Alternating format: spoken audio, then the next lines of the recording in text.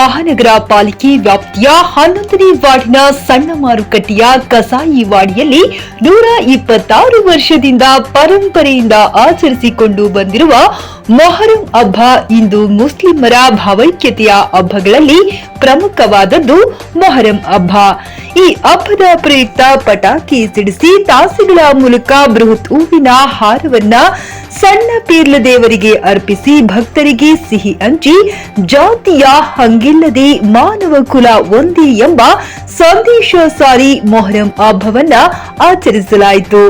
ವಾರ್ಡಿನ ಮಹಿಳೆಯರು, ಯುವಕರು ಸೇರಿ ರೈತರಿಗೆ ದೇಶಾದ್ಯಂತ ಮಳೆ ಬಂದು ಚೆನ್ನಾಗಿ ಬೆಳೆ ಬರಲೆಂದು ಆ ದೇವರಲ್ಲಿ ಪ್ರಾರ್ಥಿಸಿದರು.